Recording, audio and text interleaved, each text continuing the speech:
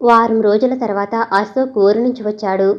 వారం రోజులకే అతనిలో చాలా మార్పు వచ్చింది.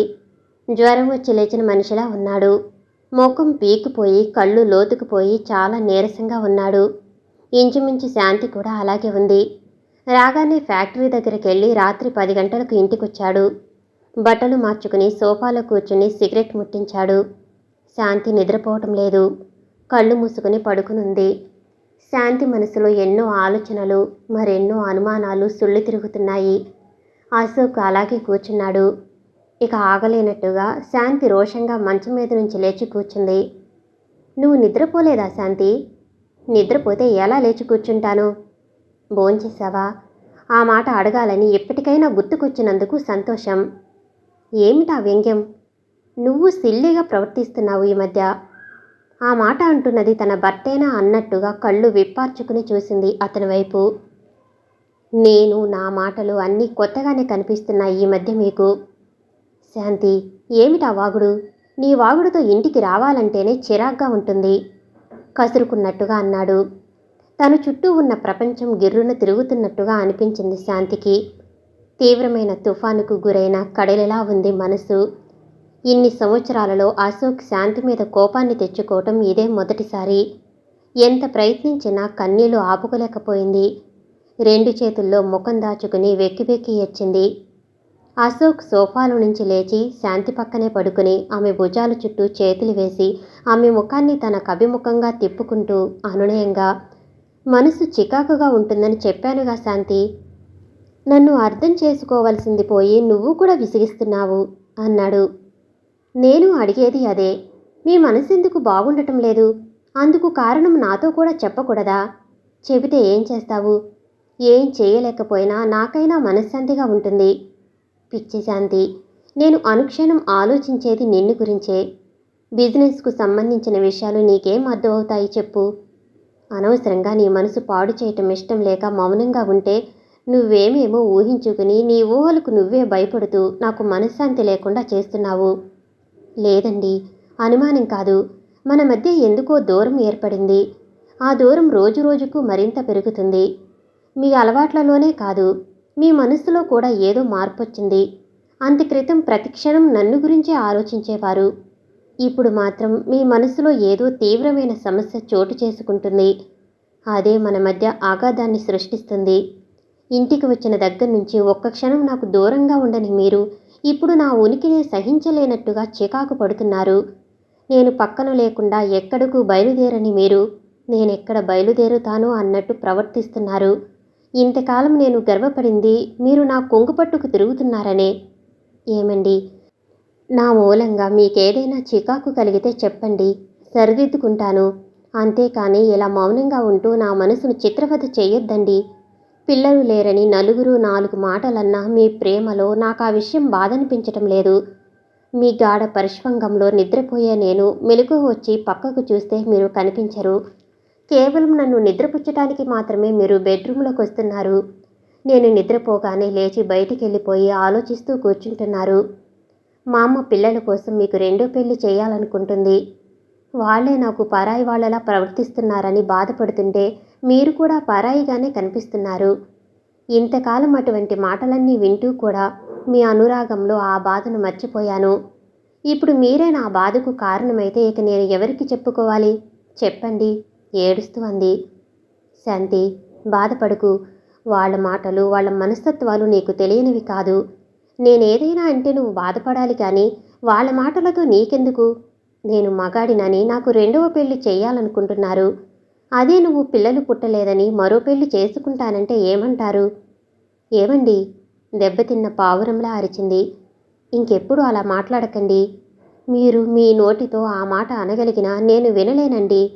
నాలో ఊపిరి మీరు, నేనున్నది మీలో. మీ ఒడిలో పడుకుని కళ్ళారా మిమ్మల్ని చూస్తూ ప్రాణాలు వదలాలన్న కోరిక తప్ప నాకింకే కోరికలు లేవండి. పిచ్చి శాంతి, నీ బాధ నేను అర్థం చేసుకోలేనంత మూర్ఖుడిని కాదు. నాకు కావలసింది నువ్వు, పిల్లలు కాదు. ఇక ఆ విషయం మర్చిపో. ఎలా మర్చిపోగలనండి? ప్రతి నిమిషం ఎవరో ఒకరు గుర్తు చేస్తూనే ఉన్నారుగా. నీకు 100 సార్లు చెప్పాను, మళ్ళీ చివరిసారిగా చెబుతున్నాను. వాళ్ళు అనే మాటల్ని గురించి పట్టించుకోకు అంటూ ఆర్తిగా ఆమెను గుండెల్లోకి పొదువుకున్నాడు అశోక్. కాలచక్రంలో మరో 4 నెలలు తిరిగిపోయాయి. ఈ 4 నెలల్లోనూ శాంతి ఊహించని మార్పులు చాలా జరిగాయి. పిల్లల కోసం వ్రతాలు పూజలు చేయమని అంతకుముందు గొడవ చేసే మామగారు ఇప్పుడు ఆ విషయం ఎత్తటమే మానేశారు. రాజ్యలక్ష్మి గారు కూడా శాంతిని మంచి డాక్టర్ దగ్గరకు తీసుకెళ్లి చూపించమని కొడుకు దగ్గర పోరు పెట్టేది. అశోక్ శాంతిని హాస్పిటల్కు తీసుకెళ్లాలంటే భయం. తను చాలామంది డాక్టర్స్ దగ్గర చూపించుకున్నాడు. తనలో ఏ లోపం లేదని చెప్పారు. శాంతిని డాక్టర్ దగ్గరకు తీసుకెళితే శాంతిని పరీక్ష చేసి డాక్టర్ ఆమెకు పిల్లలు పుట్టే అర్హత లేదని చెబితే ఆ షాక్ శాంతి భరించలేదేమో. ప్రశాంతంగా ఉంటున్న శాంతికి మనశ్శాంతి లేకుండా చేయటం ఎందుకని అశోక్ వాళ్ళ అమ్మగారు ఎంత గొడవ చేసినా శాంతిని హాస్పిటల్కు తీసుకెళ్లేవాడు కాదు. అటువంటిది ఇప్పుడు రాజ్యలక్ష్మి గారు ఆ విషయమే మర్చిపోయినట్టుగా ఉంటుంది. ఎవరూ ఆ విషయం ఎత్తకపోవటం వలన శాంతికి ప్రశాంతంగా ఉంటుంది. రామారావు గారికి మళ్ళీ గుండెపోటు వచ్చింది. భర్త అనారోగ్యంతో రాధ చిక్కి శల్యమైంది. ఆయన మళ్ళీ బెంగళూరు తీసుకెళ్లారు. రాధతో పాటు తప్పనిసరి శాంతి కూడా వెళ్లాల్సొచ్చింది. రామారావు గారిని హాస్పిటల్లో చేర్పించి 3 నెలలు అయ్యింది. గుండెపోటుకు తోడు రక్తపోటు కూడా అధికమయ్యింది. తగ్గినట్లే తగ్గుతుంది, మళ్ళీ హెచ్చవుతుంది. రాధకు భర్తకు తగ్గదన్న భయం పట్టుకుంది. మానసికమైన వేదనతో రోజురోజుకు కుంగిపోయింది. తన ఆరోగ్యాన్ని గురించి రామారావు గారికి బెంగలేదు. రాధ కోలుకుంటుందో లేదో అన్న బాధతో కుమిలిపోతున్నారు ఆయన. అన్నా వదినల స్థితికి తనలో తను కుమిలిపోతుంది శాంతి. రోజులు గడిచిపోతున్నాయి. అశోక్ వారానికి ఒకసారి బెంగళూరు వచ్చి రామారావు గారికి ధైర్యం చెప్పి రాధను ఓదార్చి వెళుతున్నాడు.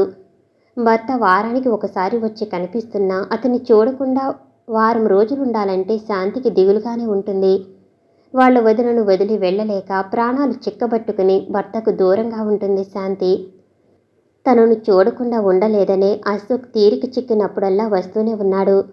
రామారావు గారికి ఆరోగ్యం కాస్త మెరుగుపడటంతో ఇంటికెళదామని గొడవ చేశారు. మందులు రాయించుకుని దాదాపు 4 నెలల తర్వాత ముగ్గురు హాస్పిటల్ నుంచి విశాఖపట్నం వచ్చారు.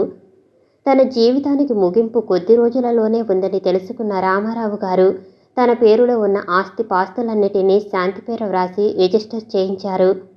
రాధ పేరుతో ఉన్న బంగళాను ఆమె తదనంతరం శాంతికి అయ్యేలా వ్రాశారు. రాతకోతలన్నీ పూర్తయిన 2వ రోజునే మళ్లీ గుండెపోటు రావటంతో హాస్పిటల్కు తీసుకెళ్లే వ్యవధి కూడా లేకుండా హఠాత్తుగా పోయారు. రాధా నిలయం శోక నిలయంగా మారింది. భర్తకు దూరంగా పెళ్లైన తర్వాత ఎప్పుడూ ఉండని రాధ భర్త పోయి నెలైనా నిండకముందే రాధ కూడా భర్తను వెతుక్కుంటూ వెళ్ళింది. అన్నా వదినల మరణంతో శాంతి ఉన్మాదిలా మారింది. రాధ కూడా పోవటంతో వాళ్లకున్న 30 లక్షల ఆస్తికి శాంతి వారసురాలయ్యింది. ఎన్ని లక్షల ఆస్తి ఉన్నా శాంతికి మనశ్శాంతి కరువైంది. అపురూపంగా పెంచిన అన్నావదిన గారు పోవటం, భర్తలోని మార్పు శాంతిలో మానసికంగానూ శారీరకంగానూ కూడా పెద్ద మార్పు తెచ్చాయి. ఒకనాటి సాయంకాలం శాంతి బాల్కనీలో కూర్చుంది. ఆ రోజు ఆదివారం కావటం వలన అశోక్ ఫ్యాక్టరీకి వెళ్ళలేదు. అశోక్ అప్పుడే నిద్రలేచి బెడ్రూమ్లో నుంచి బయటకొస్తూ బాల్కనీలో కూర్చున్న శాంతిని చూసి తను కూడా వచ్చి శాంతికి ఎదురుగా ఉన్న కుర్చీలో కూర్చున్నాడు. చక్కమ్మ చిక్కినా అందమే అంటారు. శాంతి చిక్కిపోయినా సన్నజాజి మొగ్గలా అందంగానే ఉంది. దిగులుగా కూర్చున్న శాంతిని చూస్తుంటే ఎంతో జాలనిపించింది అశోక్కు. పోయిన వాళ్ళని గురించి ఆలోచిస్తూ బాధపడుతూ కూర్చుంటే నీ ఆరోగ్యం పాడవుతుందే తప్ప పోయిన వాళ్ళు తిరిగొస్తారా శాంతి? ఆర్ద్రతగా అన్నాడు. శాంతి కళ్ళల్లో నీళ్లు తిరిగాయి. బాధపడుకు శాంతి, వాళ్ళు పోయి 4 నెలలయ్యింది. ఇంకా వాళ్ళ కోసం ఎంత ఏడ్చినా ఏం ప్రయోజనం చెప్పు? అన్నయ్య వదిన గుర్తుకు రాని క్షణమంటూ లేదు నాకు. మరిచిపోవటానికి ప్రయత్నించాలి. నాకు సాధ్యం కావటం లేదండి. రోజంతా ఒంటరిగా కూర్చుంటావు. అమ్మతో కలిసి అలా బయటికెళ్ళరాదు. ఎందుకో నాకెక్కడికి వెళ్ళాలనిపించదు. ఏమండి, మిమ్మల్ని ఎప్పుడూ ఇంతవరకు నేనేది అడగలేదు. ఒక్క కోరిక తీరుస్తారు కదూ. నువ్వేదడిగినా నేను కాదన్నానా? చెప్పు. ఏదీ కాదనలేదు. ఇప్పుడు కాదంటారేమో అని అనుమానం. అడిగి కాదనిపించుకునే కంటే అడగకపోవటమే మంచిదేమో. లేదు శాంతి, నువ్వేం అడిగినా కాదనను. చెప్పు, నన్నేం చేయమంటావు? ఈ ఫ్యాక్టరీ నీ పేరుతో వ్రాయమంటావా? Diamond necklace కొనమంటావా? లేకపోతే ఫారిన్ కారు కొనమంటావా? అవేవి నాకు అక్కర్లేదు. మరేం కావాలో త్వరగా చెప్పు. మనిద్దరం కొద్ది రోజులు ఎక్కడికైనా వెళదామండి. శాంతి అడిగిన ఆ చిన్న కోరికను కాదనటానికి అశోక్ మనస్కరించలేదు. ఎక్కడికి వెళదాం చెప్పు. ఎక్కడికైనా సరే. నాకెందుకో భయం ఎక్కువవుతుంది రోజు రోజుకు. అన్నయ్య వదినలు పోయిన బాధ కంటే మీకు నా మీద ప్రేమానురాగాలు తగ్గిపోయాయన్న అనుమానమే నన్ను వేధిస్తుంది. కొంతకాలం మీకు దగ్గరగా నన్నెక్కడికైనా తీసుకెళ్ళండి. ఈ ఒక్క కోరిక కాదనకండి. అశోక్ చేతిని అందుకుని తన చెక్కిలికి ఆంచుకుంటూ దిగులుగా అడిగింది. నీ ఇష్టప్రకారమే చేస్తాను. ఫ్యాక్టరీ విషయాలన్నీ నాన్నగారిని చూసుకోమని మనిద్దరం కలిసి 2 నెలలు ఇండియా అంతా తిరిగి వద్దాం. సంతోషంగా శాంతి ముఖం దీప్తివంతమైంది. చాలా రోజుల తర్వాత ఆమె పెదవులపై చిరుదరహాస రేఖలు వెల్లివిరిశాయి. అశోక్ మనసులో నుంచి పెద్ద బరువు దించినట్టయింది. 2 నెలలు కాదు, 6 నెలలన్నా ఈ వాతావరణానికి దూరంగా ఉండాలి. అప్పుడు కానీ నేను మామూలు మనిషిని కాలేను. నాకు మాత్రం ఎక్కువ టైం నీతో ఏకాంతంగా గడపాలని ఉండదనుకుంటున్నావా? ఏం చెయ్యను. ఊపిరి పీల్చుకోవటానికి కూడా తీరటం లేదు. ఆ మాట, ఆ పలికిన తీరు శాంతికి గిలిగింతలు పెట్టినట్లయింది. ఆమె ముఖంలోని సిగ్గుదొంతరలు చూసి మధురంగా నవ్వాడు అశోక్. మీరింత త్వరగా ఒప్పుకుంటారనుకోలేదు అంది సంతోషంతో, మెరిసే కళ్ళతో. ఎన్నో రోజుల నుంచి శాంతి మనసులో చోటు చేసుకున్న అనుమానాలు, సంశయాలు అన్నీ ఆ క్షణంలో ఎగిరిపోయాయి. 2 రోజుల్లో మన హనీమూన్ ప్రయాణం. పెళ్ళైన 2వ రోజు నుంచి అనుకుంటున్నాను నీతో కలిసి హనీమూన్గా ఇండియా అంతా తిరిగి రావాలని. ఇప్పటికి వీలైంది అన్నాడు అశోక్ చిరునవ్వుతో. ఇంకా నయం, ఇప్పటికైనా ఒప్పుకున్నారు. ఒకేసారి షష్టి పూర్తి అయిన తర్వాత వెళదామనలేదు. ముసలితనం అనేది మనసుకు రావాలి, శరీరానికి కాదు. ప్రేమించే నీలాంటి భార్య ఎదురుగా ఉంటే ఏ మగాడికైనా షష్టిపూర్తి జరిగి మరో 20 ఏళ్లు పైబడ్డా ముసలితనం రాదు. శాంతివైపు కన్నుగీటుతూ అన్నాడు. మీకు వయసు పెరిగే కొద్దీ చిలిపితనం ఎక్కువవుతుంది. అంతా నీ మహత్యమే అన్నాడు చిలిపిగా. తెల్లటి ఆర్గంటి చీరతో నీరెండ కాంతిలో నిరాడంబరమైన అలంకరణతో పారిజాత పువ్వులా ఉంది శాంతి. ఈ మధ్య చాలా రోజుల నుంచి అశోక్ శాంతికి శారీరకంగా దూరంగా ఉంటున్నాడు. వాళ్ళ అన్నయ్య వదినలు 1 నెల తేడాతో పోవటం శాంతి మానసికంగా బాగా దెబ్బతింది. ఆమెను బాధ పెట్టడం ఇష్టం లేక అశోక్ శారీరకమైన కోరికలకు దూరంగా ఉంటున్నాడు. భర్త మనసులోని విషయాన్ని అర్థం చేసుకోలేని శాంతి అతనికి తన మీద ప్రేమ తగ్గిపోయిందని బాధపడుతుంది. ఇప్పుడు భర్త తన కోరిక కాదనకపోవటంతో శాంతి మనసు సంతోషంతో తేలిపోతుంది. చేపపిల్లలా మెరిసే కళ్ళు, సొగసైన చెక్కిళ్ళు, మనసులో హత్తుకుపోయి ఆత్మీయతను పొంగించే విచిత్ర భావం కలుగుతుంది అతని మనసులో. కాంక్షగా ఉన్న భర్త కళ్ళను చూసి చిలిపిగా నవ్వింది శాంతి. త్వరగా రా అన్నాడు అశోక్ కుర్చీలో నుంచి లేచి మత్తుగా శాంతి వైపు చూస్తూ. ఎక్కడికి అడిగింది శాంతి ఆశ్చర్యంగా. బెడ్రూంలోకి చిలిపిగా అంటూ బెడ్రూమ్ వైపు వెళుతున్న భర్త వైపు ఆరాధనగా చూస్తూ చాలా రోజుల తర్వాత మనసు నిండుగా నవ్వింది శాంతి. శాంతి అశోక్ ఇండియా అంతా తిరుగుతున్నారు. చూడదగిన ప్రదేశాలన్నీ తిరిగి చూస్తున్నారు. బొంబాయి, ఢిల్లీ, పున్నమి రోజున ఆగ్రాలోని తాజ్మహల్ సౌందర్యం, కాశ్మీర్లోని ప్రకృతి అందాలు మొదలుకొని చారిత్రాత్మక పట్టణాలు, పుణ్యస్థలాలు అన్నీ తిరుగుతున్నారు. శాంతికి ఎప్పుడు చీకటి పడుతుందో ఎప్పుడు తెల్లవారుతుందో కూడా తెలియటం లేదు. భర్త సమక్షంలో ఆమెకు రోజులు క్షణాల్లా గడిచిపోతున్నాయి. భర్తతోటిదే ఆమె లోకం, అతనే ఆమె ప్రాణం. ఇండియా మొత్తం తిరిగి చూశారు. ఇద్దరికీ దాదాపు ₹1,00,000 వరకు ఖర్చయ్యాయి. మైసూరు నుంచి ఆ రాత్రి కారులో మద్రాసు వచ్చారు. అప్పటికి వాళ్ళ యాత్ర మొదలయ్యి 4 నెలలయ్యింది. శాంతి తలారా స్నానం చేసి జుట్టంతా పైకి దువ్వి ముడి చుట్టుకుంది. ఆ ముడిలో కుడి చెవి పక్కగా గులాబీ రంగు వెంకటజరీ చీరలో మంచులో తడిసిన గులాబీలా ఉన్న శాంతిని చేతుల్లోకి తీసుకున్నాడు. నీ కోరిక ప్రకారం మన దేశంలో చూడాల్సిన ప్రదేశాలన్నీ తిరిగి చూశాం. ఇక నీ కోరిక తీరినట్టేనా? భార్య మనసును అర్థం చేసుకుని అందుకు అనుకూలంగా ప్రవర్తించే మీలాంటి భర్త దొరకటం నా అదృష్టం. భర్త ఛాతి మీద గుబురుగా పెరిగిన వెంట్రుకలను సవరిస్తూ అంది శాంతి. నీ కోరిక తీరింది కదా. నా జీవితంలో తీరని కోరికలంటూ లేవు. ఒకే ఒక్క కోరిక తప్ప. ఆ సశేషం మాత్రం ఎందుకు? ఆ కోరిక కూడా ఏమిటో చెప్పు లాలనగా. మీ పెదవుల్లాంటి పెదవులు, మీ కళ్ళలాంటి కళ్ళు ఉన్న మీలాంటి అందమైన బాబు కావాలి నాకు. అతను గుండెల్లో దాచుకుంటూ ముఖం అంది. మనకు ఆ అదృష్టం లేదు. ఆ విషయాన్ని మరిచిపో శాంతి. అదృష్టం ఉంటే పుడతారు, లేకపోతే లేదు. లేని దాన్ని గురించి ఆలోచిస్తూ ఉన్న ఆనందాన్ని పాడు చేసుకోకు. శాంతి, మీ ఆడవాళ్ళు పిల్లలు పుట్టనంత వరకు మొగుడిని ప్రాణం కంటే ఎక్కువగా ప్రేమిస్తారు. పిల్లలు పుట్టగానే భర్త కంటే ఎక్కువగా పిల్లల్ని ప్రేమిస్తారు. మనకు పిల్లలు లేకపోవటం వల్లనే నువ్వు నన్నింతగా ప్రేమిస్తున్నావు. మనకు పిల్లలున్నారనుకో, అప్పుడు నా మీద శ్రద్ధ తగ్గిపోయేది నీకు. శాంతి ముఖాన్ని చేతుల్లోకి తీసుకుని అతి సమీపంగా ఉన్న అదరాలపై పంటిగాటు పెట్టాడు. అబ్బా, అంది తీయటి బాధతో శాంతి. బాధగా ఉందా? తీయగా ఉంది, అంది శాంతి హాస్యంగా నవ్వుతూ. నిన్ను చూస్తుంటే నమిలి మింగేయాలనిపిస్తుంది, ఆమెను గాఢంగా గుండెలకు అదుముకుంటూ అన్నాడు. కాంక్షగా భర్త భుజాల చుట్టూ చేతులేసింది శాంతి. విశాఖపట్నం రావటానికి విజయవాడ చేరుకున్నారు. ప్రయాణంలో శాంతి బాగా అలసిపోవటంతో ఆ రాత్రికి విజయవాడలో ఉండి ఉదయాన్నే విశాఖపట్నం బయలుదేరుదాం అనుకున్నాడు అశోక్. రైల్వే స్టేషన్కు దగ్గరగా ఉన్న హోటల్ మనోరమలో రూము తీసుకున్నాడు. శాంతి ఇంద్రకీలాద్రి పర్వతం మీద ఉన్న దుర్గకెళ్ళి దేవి దర్శనం చేసుకుని వద్దామంది. ఇద్దరూ కారులో కనకదుర్గ దేవాలయానికి వచ్చారు. దేవి దర్శనం చేసుకుని గుడి బయట నిల్చున్నారు. పొంగులు వారుతూ మెట్టపల్లాలను దాటుకుంటూ కడలిలో ఏకం కావాలన్న ఆతృతతో ఆనందంగా కడలివైపు పరిగెత్తుతున్న కృష్ణవేణి సౌందర్యం నయనానందకరంగా కనిపిస్తుంది. అంత ఎత్తు మీద నుంచి చూస్తుంటే కృష్ణా బ్యారేజీ నీటి మీద తేలుతున్నట్టు, బ్రిడ్జి మీద వెళుతున్న వాహనాలు నీటిని చీలుతున్నట్టు వెళుతున్నట్టు అద్భుతంగా కనిపిస్తుంది విజయవాడ సౌందర్యం. అక్కడి నుంచి మల్లికార్జున దేవాలయానికి వెళ్ళి అటు నుంచి గాంధీహిల్ వెంకటేశ్వరాలయం, విజయవాడకు తూర్పు దిక్కుగా ఉన్న గుణదల మీదున్న మరియు మాతా దేవాలయం అన్నీ చూసి రాత్రి 8 గంటలకు హోటల్ రూముకు చేరుకున్నారు. అలసటగా భర్త గుండెల మీద తలపెట్టుకుని పడుకుంది శాంతి. ఆమె ముంగురులను సవరిస్తూ పడుకున్నాడు అశోక్. స్వర్గపు టంచుల మీద నుంచి ఒక్కసారిగా అతం పాతాళానికి విసిరినట్టుగా ఉంది.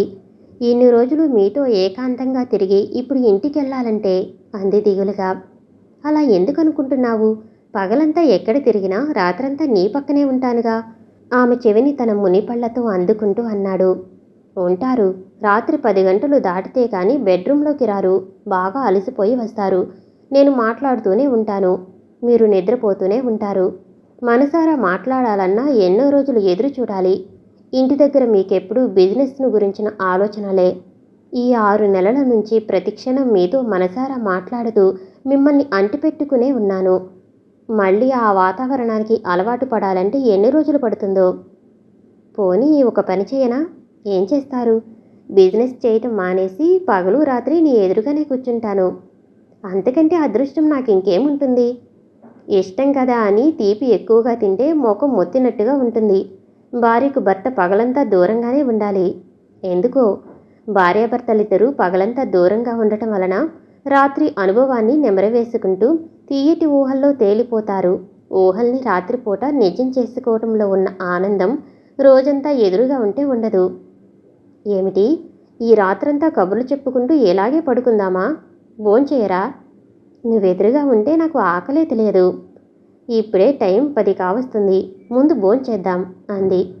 అశోక్ రూమ్ బాయ్ని పిలిచి భోజనం తీసుకురమ్మని చెప్పాడు. అశోక్ ఆర్డర్ ఇచ్చినవన్నీ తెచ్చి నీట్గా టేబుల్ మీద సర్ది 2 కుర్చీలు టేబుల్ ముందుకు జరిపాడు. ఇద్దరూ కబుర్లు చెప్పుకుంటూ భోంచేస్తున్నారు. అశోక్ భోజనం పూర్తయింది. శాంతికి ఏ కూర తినాలనిపించటం లేదు. అన్నాన్ని కెలుకుతూ కూర్చుంది. భోంచేద్దామని తొందర చేశావు, అన్నాన్ని కెలుకుతూ కూర్చున్నావేం? త్వరగా తిను. నాకేదీ తినాలనిపించటం లేదండి, కడుపులో తెములుతున్నట్టుగా ఉంది అంటూనే వాష్ బేసిన్ దగ్గరికెళ్ళి వాంతి చేసుకుంది. మై గాడ్, ఏమైంది శాంతి నీకు? ఇన్ని రోజుల నుంచి ఒకటే తిరగటం, ఆరోగ్యం దెబ్బతింది, వాంతులు మొదలయ్యాయి. చీర మార్చుకో, త్వరగా హాస్పిటల్కి వెళదాం అన్నాడు అశోక్ కంగారు పడుతూ. అన్నం అరగలేదేమో, వాంతయ్యింది. ఈ మాత్రానికే అంత కంగారు పడతారేం? నాకెదురు చెప్పుకు, నేను చెప్పినట్టు చెయ్యి. చీర మార్చుకో, హాస్పిటల్కి వెళదాం అన్నాడు తెచ్చిపెట్టుకున్న కోపంతో. ఫోన్లో మేనేజర్ను పిలిచి దగ్గరలో మంచి లేడీ డాక్టర్ ఎక్కడుందని అడిగాడు అశోక్. సూర్యారావుపేటలో జ్యోతి నర్సింగ్ హోమ్కి వెళ్ళండి. డాక్టర్ సీతారత్నం గారి హస్తవాసి మంచిదని చెప్పుకుంటారని చెప్పాడు మేనేజరు. 10 నిమిషాలలో అశోక్ కారు జ్యోతి నర్సింగ్ హోమ్ ముందాగింది. డాక్టర్ ఇంటికెళ్ళబోతుంది. అశోక్ పడుతున్న కంగారుకు నవ్వుకుంటూ శాంతిని పరీక్ష చేయటానికి తీసుకెళ్ళింది డాక్టర్ సీతారత్నం గారు. శాంతిని పరీక్ష చేసి, కంగ్రాచ్యులేషన్స్ శాంతి, నువ్వు మరో 5 నెలల్లో తల్లివి కాబోతున్నావు అంది. సంతోషంతో శాంతికి గొంతు పెగల్లేదు. ఆ విషయాన్ని అశోక్ని పిలిచి చెప్పింది డాక్టర్. అశోక్ మనసు ఆనందంతో గాలిలో తేలిపోతున్నట్టుగా ఉంది. జేబులో నుంచి చేతికందిన నోటు తీసి టేబుల్ మీద పెడుతూ, ఇంత సంతోషవార్తని నా జీవితంలో ఇంతకు ముందు వినలేదు డాక్టర్, థ్యాంక్ యూ అన్నాడు అశోక్. అమితమైన ఆనందంతో తన ఆనందాన్ని మాటల్లో వ్యక్తం చేయలేక డాక్టర్ గారి చేతిని తన చేతిలోకి తీసుకుంది శాంతి. శాంతి చాలా నీరసంగా ఉంది. బలమైన మందులు బద్దకించకుండా టైం ప్రకారం వాడాలి అంటూ ప్రిస్క్రిప్షన్ వ్రాసిచ్చి ఆ మందులు వాడే విధానం చెప్పింది డాక్టరు. హాస్పిటల్ నుంచి హోటల్ రూమ్కు రాగానే శాంతిని చంటిపాపను ఎత్తుకున్నట్టుగా 2 చేతుల్లోకి ఎత్తుకుని గిరిగిరా తిప్పి మంచం మీద పడుకోబెట్టి ఆమె మీదకు వంగి, ఒకే ఒక్క కోరిక నెరవేరలేదన్నావుగా, ఇప్పుడు ఆ కోరిక కూడా తీరబోతుంది ఆమె చెవిలో గుసగుసలాడుతున్నట్టుగా. అప్పుడే కాదు, మీలాంటి అందమైన అబ్బాయికి తల్లినయిన తర్వాత కోరిక తీరినట్టు అంది నిండుగా నవ్వుతూ. ఆ అబ్బాయి కాదు, నాకు నీలాంటి అమ్మాయి కావాలి. ఆ అమ్మాయి మాత్రం వద్దు, నాకు అబ్బాయే కావాలి. సరే నీ ఇష్టం అన్నాడు చిలిపిగా నవ్వుతూ. పుణ్యక్షేత్రాలన్నీ తిరిగాం. ఏ దేవుడు కరుణించి నాకు ఈ వరం ప్రసాదించాడో. ఒక పని చేద్దాం శాంతి, మనకు ఏ దేవుడు వరం ఇచ్చాడో తెలియదు కాబట్టి మనకు బాబు పుట్టిన తర్వాత ఇప్పుడు మనం తిరిగిన పుణ్యక్షేత్రాలన్నీ మళ్ళీ తిరుగుదాం, సరేనా? దేవుడు వరాలన్నీ కోరకుండానే ఇచ్చేస్తున్నాడు అంది శాంతి నవ్వుతూ. నువ్వు తల్లివి కాబోతున్నావని తెలిసిన ఈ శుభ సమయంలో నీకేం కావాలో చెప్పు. మీరు తప్ప నాకు ఇంకేం అక్కర్లేదు. ఇప్పుడు అలాగే అంటావు, రేపు బాబు పుట్టిన తర్వాత నేను పిలిచినా అబ్బా బాబును నిద్రపుచ్చనివ్వండి అంటావు. ఏం కాదు, బాబైనా నాకు మీ తర్వాతనే.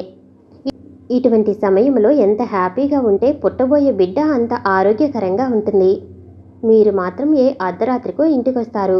అప్పటి వరకు ఒంటరిగా మంచానికి అంటిపెట్టుకుని ఉండాలి నేను ఎదురు చూస్తుంటానన్న ఆలోచనే ఉండదు మీకు అంది శాంతి చిరుకోపంగా. నేను సంపాదించేది ఎవరి కోసం? నీకోసం కదా. మా అన్నయ్య ఇచ్చిందే బోలెడంతుంది, ఇంకా ఎందుకు సంపాదించటం? మన పుట్టబోయే బాబు కోసం. పెళ్ళైన 10 సంవత్సరాల తర్వాత మాతృత్వాన్ని పొందబోతున్నాను. తొలికాన్పు ఆడదానికి పునర్జన్మ ఎత్తటం అంటారు. వదిన కూడా నాకు దూరమైంది. నాకేమిటో భయంగా ఉంది. మీతో 10 సంవత్సరాల దాంపత్య జీవితాన్ని అనుభవించినా నాకు మాత్రం మన పెళ్ళయి 10 రోజులే అయినట్టుగా ఉంది. ఈ కాన్పు కష్టమయ్యి నేను పోతే? శాంతి, ఏమిటా మాటలు? ఇప్పటి వరకు నేను చెప్పిందేమిటి? నువ్వు మాట్లాడేదేమిటి? నీకేం కాదు, నువ్వు బాబు ఆరోగ్యంగా ఉంటారు. ఇంకెప్పుడు ఇలాంటి ఆలోచనలు మనసులోకి రానియకు అంటూ శాంతిని గుండెలు కదుముకున్నాడు. ఫ్యాక్టరీకి వెళ్ళినా సాయంత్రం 5 గంటలకల్లా ఇంటికొచ్చేస్తారు కదూ. నువ్వెప్పుడు రమ్మంటే అప్పుడు వస్తాను, సరేనా? శాంతిని మాట్లాడనివ్వలేదు అశోక్. భర్త గుండెల్లో ఒదిగిపోయి కళ్ళు మూసుకుంది శాంతి. శాంతికి 7వ మాసం జరుగుతుంది. మాతృత్వాన్ని పొందబోతున్న శాంతిలో నూతన కాంతి వెల్లివిరుస్తుంది. పొట్ట ఎత్తుగా ప్రకృతి సిద్ధమైన మార్పులతో మరింత అందముగా కనిపిస్తుంది. అశోక్ 5 గంటలయ్యేసరికల్లా ఎన్ని ముఖ్యమైన పనులున్నా మానుకుని ఇంటికొస్తున్నాడు. వారం వారం డాక్టర్ దగ్గరకు తీసుకెళ్లి శాంతిని పరీక్ష చేయించటం, రాసిచ్చిన మందులను టైం ప్రకారం శాంతి చేత మింగించటం ఎంతో శ్రద్ధగా చూస్తున్నాడు. ఇంటికొచ్చిన దగ్గర నుంచి శాంతి ఎదురుగా కూర్చుని మృదువుగా మాట్లాడుతుంటే వింటూ కూర్చోవటం, ఇరువురూ తాము సృష్టించుకున్న ప్రేమ సామ్రాజ్యంలో స్వర్గపుటంచులను చవిచూస్తున్నారు. శాంతి నేల మీద నడిస్తే అరిగిపోతుందేమో అన్నంత అపురూపంగా చూస్తున్నారు అన్నపూర్ణమ్మ గారు, రాజ్యలక్ష్మి. వాళ్ళ ఆప్యాయతలకు శాంతి పుట్టబోయే నా బిడ్డ ఎంతో అదృష్టవంతుడు వాడు. భూమి మీదకు రాకముందే అందరి మనసులు మార్చి నాకు ఆనందాన్ని కలిగిస్తున్నాడు అనుకుంటూ పుట్టబోయే బిడ్డ కోసం క్షణాలను లెక్కబెట్టుకుంటూ రోజుల్ని గడుపుతుంది. ప్రతి సాయంకాలం భర్తతో కలిసి సరదాగా సినిమాకో షికారుకో వెళుతుంది శాంతి. వాళ్ళ అన్నయ్య గారి బంగళా దాదాపు 2 లక్షల ఖరీదు చేస్తుంది. వాళ్ళు పోయిన దగ్గర నుంచి గదులన్నిటికీ తాళాలు పెట్టి ఉంటున్నాయి. ఎప్పటి నుంచో ఉంటున్న ఒక నౌకరు మాత్రం ఇంటిని, ఇంటి ముందున్న తోటను జాగ్రత్తగా చూస్తూ బంగళాకు ఒక పక్కగా ఉన్న రేకుల షెడ్డులో ఉంటున్నాడు. ఆ ఇంటిని బాగు చేయించి కింద భాగాన్ని 1500కు అద్దెకిచ్చాడు అశోక్. మేడ మీదున్న 4 గదులు ఎవరికీ ఇవ్వకుండా బాగు చేయించి తాళాలు వేయించి ఉంచాడు. శాంతి తల్లి కాబోతుందని తెలిసి పనివాళ్ళు కూడా ఎంతో సంబరపడిపోతున్నారు. వాళ్ళందరికీ శాంతి అంటే ఎంతో అభిమానం. భర్త అనురాగం, అత్తమామల ఆప్యాయత ఇంటికొచ్చిన దగ్గర నుంచి శాంతికి మరో లోకంలో అడుగుపెట్టినట్టుగా ఉంది. రోజులు జరిగిపోతున్నాయి. శాంతికి అర్ధరాత్రి టైములో నొప్పులు ప్రారంభమయ్యాయి. వెంటనే ఆమెను వాళ్ళ ఫ్యామిలీ డాక్టరు వసుంధరాదేవి నర్సింగ్ హోమ్కి తీసుకెళ్లారు. సాయంత్రం అయింది. నొప్పులు వస్తూనే ఉన్నాయి. డెలివరీ కాలేదు. అశోక్ భోంచేయకుండా ఉదయం నుంచి హాస్పిటల్లోనే ఉన్నాడు. అతని మనసులో శాంతి మాటలే రింగ్ అవుతున్నాయి. మనసు అల్లుకల్లోలంగా ఉంది. బిడ్డల కోసం కలవరించిన శాంతి తన బిడ్డను చూసుకోగలదా? నా శాంతి క్షేమంగా నాకు దక్కుతుందా? శాంతికి ఏమైనా జరిగితే నేను బ్రతకలేను. శాంతి నా ప్రాణంలో ప్రాణం, నా అనురాగ దేవత. అశోక్ భార్య కోసం పడుతున్న ఆతృత, వేదన చూస్తూ వార్డులో ఉన్న పేషెంట్లు, తాలూకు బంధువులు అశోక్ లాంటి భర్తను పొందటానికి శాంతి బంగారు పూలతో పూజ చేసుకుని ఉంటుంది అనుకుంటూ ఆమె అదృష్టాన్ని ఎంతో గొప్పగా చెప్పుకున్నారు. రాఘవరావు గారు ఫ్యాక్టరీ నుంచి ప్రతి 10 నిమిషాలకు హాస్పిటల్కు ఫోన్ చేసి శాంతి విషయం తెలుసుకుంటూనే ఉన్నారు. రాత్రి 10 గంటలయ్యింది. శాంతి బాగా అలసిపోయింది. టైం గడుస్తున్న కొద్దీ అశోక్లో టెన్షన్ అధికమవుతుంది. జారిపోతున్న ధైర్యాన్ని కూడదీసుకుని మతిలేని వానిలా కలయ తిరుగుతున్నాడు హాస్పిటల్ ఆవరణంతా. డాక్టర్ అశోక్ దగ్గరికి వచ్చి శాంతికి మేజర్ ఆపరేషన్ చేయాలని చెప్పింది. ఆ మాట వినగానే అశోక్ తల మీద పిడుగులా వర్షం కురుస్తున్నట్టనిపించింది. శాంతి భయం నిజమయ్యే క్షణం దగ్గర పడుతుందనుకున్నాడు. ఆలోచించటానికి కూడా శక్తి లేనట్టుగా అతని మెదడు మొద్దుబారిపోయింది. శాంతికి ఆపరేషన్ చేసి బిడ్డను బయటకు తీశారు. రెండోసారి తల్లి కావటం శాంతి ప్రాణాలకే ప్రమాదమని ఫ్యామిలీ ప్లానింగ్ ఆపరేషన్ కూడా చేశారు. 3 నెలల తర్వాత శాంతి హాస్పిటల్ నుంచి ఇంటికొచ్చింది. బాబుకు విజయ్ అని పేరు పెట్టారు. బాబు ఆడుకునేది ఏ కొద్ది నిమిషాలు ఎప్పుడు ఎవరు ఒకరి చేతుల్లోనే ఉంటాడు. యువరాజులా ముద్దుగా, అందంగా చిరునవ్వులు చిందించే బాబంటే అశోక్కు పంచప్రాణాలు. శాంతి కళ్ళల్లో వెలుగు బాబు. భర్త అనురాగంతో, బాబు ముద్దు మాటలతో శాంతికి రోజులు హాయిగా ప్రశాంతంగా గడిచిపోతున్నాయి. ఆ రాత్రి శాంతిని చేతుల్లోకి తీసుకుంటూ, శాంతి, నువ్వు బాబుకు తల్లివైన తర్వాత నీ అందం రెట్టింపయింది అన్నాడు అశోక్ మత్తు కళ్ళతో ఆమెను చూస్తూ. నవ్వింది శాంతి. ఆ నవ్వు మంచు మీద లేలేత సూర్యకిరణ కాంతులు పడినప్పుడు ప్రతిఫలించే వెలుగు జిలుగుల్లా చల్లని వెన్నెల్లా ఉంది. మా ఫ్రెండ్ కెనడా వెళ్ళబోతున్నాడు. శాంతి, వాడికి భార్య పోయి 6 నెలలయ్యింది. వాడికి 2 సంవత్సరాల వయసున్న పాపుంది. ఆ పాపను తనతో తీసుకెళ్లటం అతనికిబ్బంది. అలా అని ఆ పాపను వాళ్ళ బంధువులింట్లో ఉంచటం అతనికిష్టం లేదు. వాడు పాప కోసం పడుతున్న బాధ చూస్తే నాకు చాలా బాధ అనిపించింది. శాంతి ముంగురులు సవరిస్తూ అన్నాడు. అయ్యో పాపం, తల్లి కరువైన బిడ్డ అందరికీ భారంగానే ఉంటుంది. ఆ పాపెంత దురదృష్టవంతురాలో. తల్లిని పోగొట్టుకుంది. ఇప్పుడు తండ్రికి దూరం కాబోతుంది. అయినా ఆ పాపను వదిలేసి ఆ మహానుభావుడు ఇప్పుడు కెనడా వెళ్ళకపోతే వచ్చిన నష్టం ఏమిటో. అతను మనశ్శాంతి కోసం ఉద్యోగం పేరుతో దేశం విడిచి వెళ్ళిపోతున్నాడు. దేశం విడిచిపెట్టి వెళ్ళినంత మాత్రాన అతనికి మనశ్శాంతి దొరుకుతుందా? అలా అని కాదు. భార్యతో గడిపిన పరిసరాలకు దూరంగా ఉండాలని. ఇక్కడుంటే అతన్ని 2వ పెళ్లి చేసుకోమని వాళ్ళమ్మగారు, బంధువులు ఒకటే పోరు. అతని భార్యని మరిచిపోలేడు. అదీగాక అతని ఫ్రెండ్ కెనడాలో ఉంటున్నాడు. వీడికి కూడా అక్కడే ఉద్యోగం చూశాను రమ్మని లెటర్ వ్రాశాడు. ఈ పాపదే అతనికి సమస్యగా ఉంది. ఏమండి, మీరేమీ అనుకోనంటే ఒక్క మాట చెబుతాను. చెప్పు శాంతి అన్నాడు మృదువుగా. మనకు ఒక్కడే బాబు. పాప పుట్టే యోగ్యత నాకు లేదు. ఆ పాపని గురించి మీరు చెబుతుంటే నాకు మనసు పిండినట్టుగా ఉంది. మీ ఫ్రెండ్ కెనడా నుంచి వచ్చే వరకు ఆ పాపను మన ఇంట్లోనే ఉంచుకుందామండి. నీకు తెలియదు, ఆడపిల్ల బాధ్యత తీసుకోవటం అంత సులభం కాదు. ఆ తర్వాత ఎన్నో సమస్యలు ఎదురవుతాయి. ఏం సమస్యలు ఎదురవుతాయి? అయినా మనం ఆ పాప బాధ్యతను శాశ్వతంగా తీసుకోవటం లేదుగా. వాళ్ళ నాన్నగారు కెనడా నుంచి వచ్చేంతవరకేగా. కొంతకాలం పోయిన తర్వాత అతను కెనడాలోనే సెటిల్ అయిపోతే. ఏమిటండి మీరు మరీను? సెటిల్ అయిపోతే ఏం? చిన్నప్పటి నుంచి పెంచితే మనకు మాత్రం పాప మీద ప్రేమ కలగదా? మనకు ₹1 కోటి ఆస్తి ఉంది. పాపకు పెళ్లి చేయలేమా? నీకు మనస్ఫూర్తిగా ఇష్టమైతే ఆ పాపను రేపు తీసుకొస్తాను. ఆడపిల్లలంటే నాకు ముద్దే. రంగురంగుల డ్రెస్సుల్లో సీతాకోక చిలుకల్లా ఎంత ముద్దుగా ఉంటారో. ఆడపిల్ల ఇంట్లో తిరిగితేనే అందం. పాపని గురించి ఏమేమో ఊహించుకుంటూ సంతోషంగా అంది శాంతి. ఈ విషయం వాడికి చెబితే ఎంత సంతోషిస్తాడో అన్నాడు అశోక్ తేలికగా నిట్టూరుస్తూ. శాంతి చుట్టూ ఉన్న అతని చేతులు ఉక్కు కవచంలా బిగుసుకున్నాయి. ఆ బంధనం ఇస్తున్న సుఖంలో పాప విషయం తాత్కాలికంగా మరిచిపోయింది శాంతి.